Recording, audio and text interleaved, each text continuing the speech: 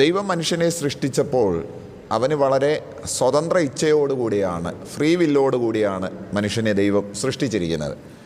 അതുകൊണ്ട് തന്നെ മനുഷ്യനെ സ്വന്തമായിരിക്കുന്ന തീരുമാനങ്ങൾ എടുക്കാൻ, അവന് അവൻ്റേതായിരിക്കുന്ന നിലപാടുകളും വഴികളും തിരഞ്ഞെടുക്കാൻ ദൈവം സമ്പൂർണ്ണ സ്വാതന്ത്ര്യം കൊടുത്തിരിക്കുന്നു എന്നുള്ളത് യാഥാർത്ഥ്യമായിരിക്കുന്ന ഒരു വസ്തുതയാണ്. ദൈവം ഒരിക്കലും ദൈവത്തിൻ്റെ നിയന്ത്രണത്തിന് കീഴിൽ അവനെ ഇരുത്തണമെന്നോ ദൈവത്തിൻ്റെ ഒരു പാവയായിട്ട് മനുഷ്യൻ ചലിക്കണമോ എന്നോ ദൈവം ഒരിക്കൽ പോലും ആഗ്രഹിക്കുന്നില്ല. അവനൊരു ഫ്രീ വിൽ കൊടുത്തിട്ടുണ്ട്, ഒരു സ്വതന്ത്ര ഇച്ഛ കൊടുത്തിട്ടുണ്ട്. ആ സ്വതന്ത്ര ഇച്ഛയ്ക്കനുസരിച്ച് മനുഷ്യന് ചലിക്കാനും ചരിക്കുവാനും അവൻ്റെ സ്വാതന്ത്ര്യത്തെ വിനിയോഗിക്കുവാനും അവൻ്റെ ഇഷ്ടാനിഷ്ടങ്ങളെ നിറവേറ്റാനും അവന് അനുവാദം ദൈവം കൊടുത്തിരിക്കുന്നതായിട്ട് വേദപുസ്തകം നമ്മളെ വളരെ വ്യക്തമായിട്ട് പഠിപ്പിക്കുകയാണ്.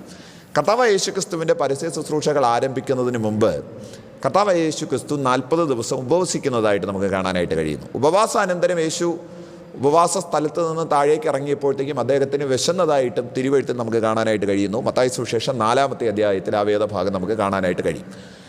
കർത്താവിന് നന്നേ വിശന്നിരിക്കുന്നു എന്ന് പിശാച് മനസ്സിലാക്കിയിട്ട് യേശുവിൻ്റെ അടുക്കൽ ഒരു കല്ലുമായിട്ട് വരികയാണ്. എന്നിട്ട് ആ കർത്താവിനോട് പറയുകയാണ്, നോക്കൂ, നിനക്കിപ്പോൾ നല്ല വിശപ്പുണ്ട്, നീ ആഹാരം കഴിക്കണം. കാര്യം 40 ദിവസമായിട്ട് നീ ആഹാരം കഴിക്കാതെ പട്ടിണി ഇരിക്കുകയാണ്, അതുകൊണ്ട് ആഹാരം കഴിക്കണമെന്ന് പിശാച് യേശുവിനോട് നല്ല ഉപദേശം പറഞ്ഞു കൊടുക്കുകയാണ്. വാസ്തവത്തിൽ പിശാച് പറഞ്ഞതിനകത്ത് യാതൊരു വിധമായിരിക്കുന്ന തെറ്റുമില്ല.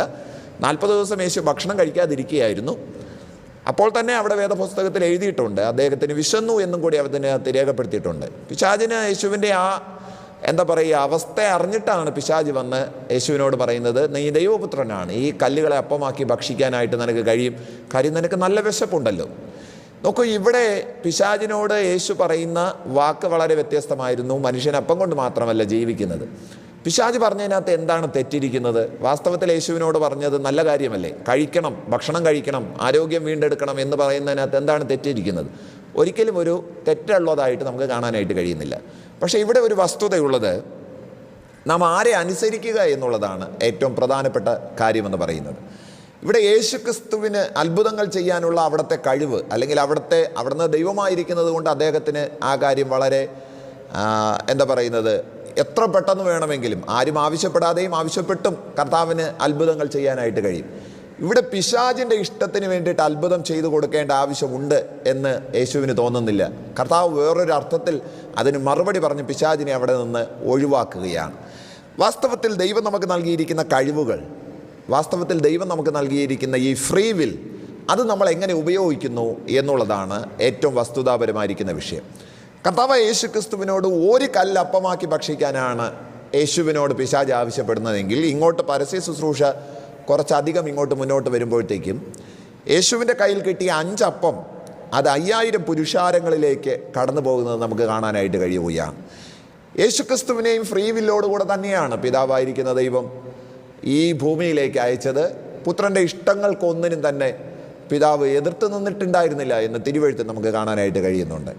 ഇവിടെ യേശുവിൻ്റെ ആ സ്വതന്ത്ര ഇച്ഛയെ യേശു ഉപയോഗിക്കുന്നത് സ്വന്തം താല്പര്യത്തിന് വേണ്ടിയിട്ടല്ല, മറിച്ച് മനുഷ്യൻ്റെ അനുഗ്രഹത്തിന്, മനുഷ്യൻ്റെ നന്മയ്ക്ക് വേണ്ടിയിട്ട്, മനുഷ്യൻ്റെ വിടുതലിന് വേണ്ടിയിട്ടാണ് യേശുവിൻ്റെ ആ സ്വതന്ത്ര ഇച്ഛയെ യേശു ഉപയോഗിക്കുന്നത്. സഹോദരങ്ങളെ, ഇന്ന് രാവിലെ ഞാൻ നിങ്ങളോട് പറയാൻ ശ്രമിക്കുന്നത്, പിശാച് പലപ്പോഴും ഇങ്ങനെ നമ്മുടെ അടുക്കൽ അപ്പക്കഷ്ണങ്ങളുമായിട്ട് വരാനുള്ള സാധ്യതകളുണ്ട്. നമ്മുടെ സ്വതന്ത്ര ഇച്ഛയെ ചോദ്യം ചെയ്തുകൊണ്ട്, നീ ഇത് ചെയ്താൽ നിനക്ക് ഗുണമേ ഉണ്ടാകത്തുള്ളൂ, നിനക്ക് ഒരു ദോഷം സംഭവിക്കാനായിട്ട് പോകുന്നില്ല എന്ന് നമ്മളോട് ചക്കര വർത്തമാനം പറഞ്ഞ് വന്ന് നമ്മുടെ ജീവിതത്തിൽ നമുക്ക് ദൈവം നൽകിയിരിക്കുന്ന ആ ആത്മീക മൂല്യങ്ങളെ എടുത്തു കളയാൻ പിശാച് വളരെയധികം ശ്രമിക്കുന്ന ഒരു തലം നമ്മുടെ ജീവിതത്തിൽ വരാനുള്ള സാധ്യതകൾ വളരെയേറെയാണ്.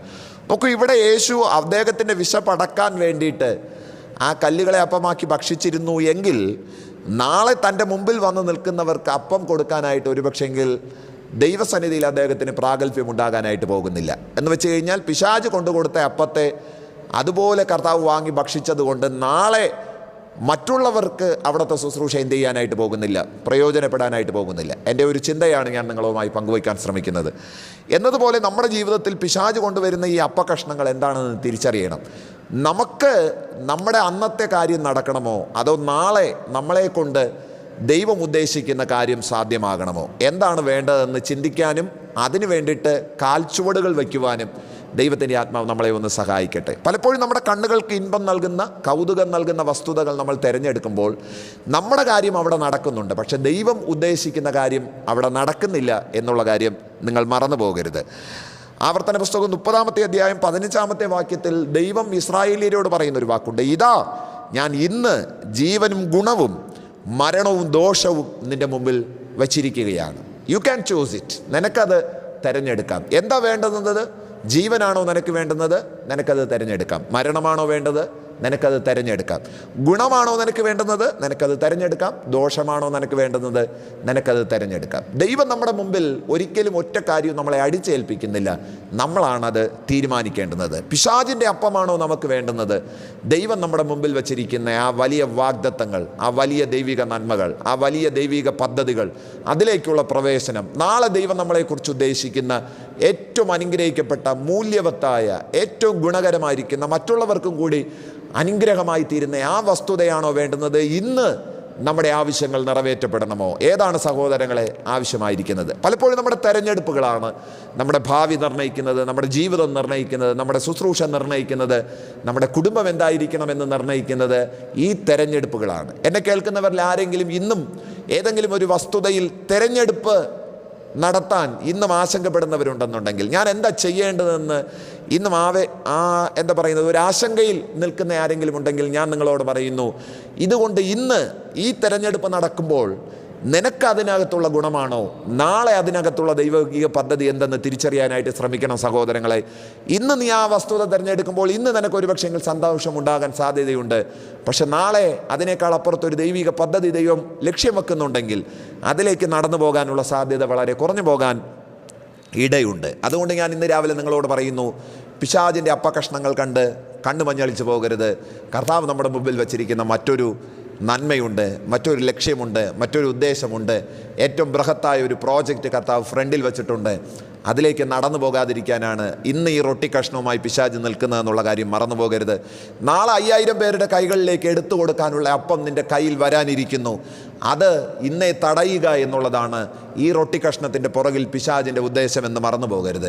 ഇന്ന് നീ ആശങ്കപ്പെട്ടിരിക്കുന്ന ഈ വസ്തുത, ഏത് വേണം, എങ്ങനെ തിരഞ്ഞെടുക്കണം, എന്ത് തിരഞ്ഞെടുക്കണം എന്ന് നീ ഇങ്ങനെ ആശങ്കപ്പെട്ടിരിക്കുന്ന ഈ വസ്തുതയുണ്ടല്ലോ, നാളെ എന്തോ ഒരു ബൃഹത്തായ ഒരു പ്രോജക്റ്റ് നിൻ്റെ കയ്യിൽ വരാനിരിക്കുന്നു.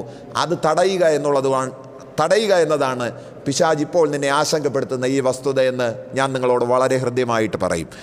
വേദപുസ്തകത്തിൽ പലയിടങ്ങളിലും പിശാചിൻ്റെ അപ്പകഷ്ണം കണ്ട് കണ്ണു മഞ്ഞളിച്ച് അതിൻ്റെ മുമ്പിൽ കവണ്ണ് വീണ ഒരുപാട് ആൾക്കാരെക്കുറിച്ച് വേദപുസ്തകം പരിചയപ്പെടുത്തുന്നു. നമുക്ക് ആ ഒരു ഗതി വരാതിരിക്കേണ്ടതിന് ഈ രാവിലെ നമുക്ക് കർത്താവിൻ്റെ കരങ്ങളിലേക്ക് ഏൽപ്പിച്ച് ഒരു വാക്ക് ദൈവസന്നിധിയിൽ പ്രാർത്ഥിക്കണം. കർത്താവേ, പിശാചിൻ്റെ റൊട്ടി കഷ്ണം കണ്ട് പൊളിഞ്ഞു വീഴാതെ, തകർന്നു വീഴാതെ ദൈവിക പദ്ധതികളിലേക്ക് നടന്നു കയറാനുള്ള ആർജവം എനിക്ക് നൽകണമെന്ന് ദൈവത്തോട് പ്രാർത്ഥിക്കാം. ഈ വചനങ്ങളാൽ കർത്താവ് നമ്മെ അനുഗ്രഹിക്കട്ടെ. ആമേൻ.